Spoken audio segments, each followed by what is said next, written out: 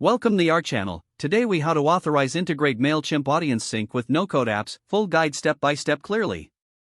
Begin by logging into your Mailchimp account.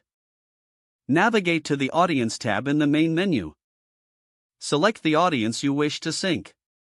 Click on the Integrations option within the Audience dashboard. Search for the no-code app you want to integrate with Mailchimp. Once you find the app, click on it to open the integration settings. Review the integration details provided by Mailchimp. Confirm that the no-code app supports audience syncing. If everything looks good, click on the Connect or Authorize button. You will be prompted to log in to your chosen no-code app. Enter your credentials and grant permission for Mailchimp to access your app. After granting access, you may need to select specific connections or settings within the no-code app. Follow any additional prompts to complete the integration setup. Once connected, configure the sync settings to specify which audience segments to include.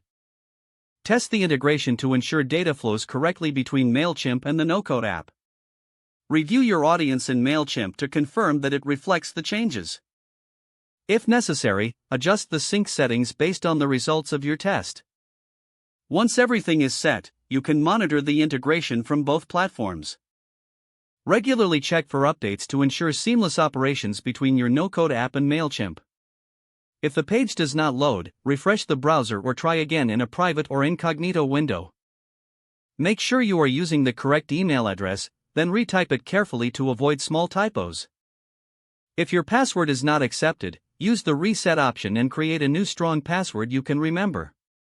Check your spam folder for verification or security emails, then complete any requested confirmation steps. Enable two-factor authentication if available to improve account security and reduce unauthorized access risk.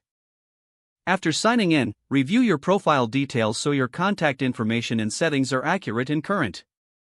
If you see an error message, note it down and try again after restarting your device and internet connection. Log out when you finish, especially on shared devices, to keep your account and payment information secure. If the page does not load, refresh the browser or try again in a private or incognito window. Don't forget to like this video and subscribe to our channel for more step-by-step tech guides.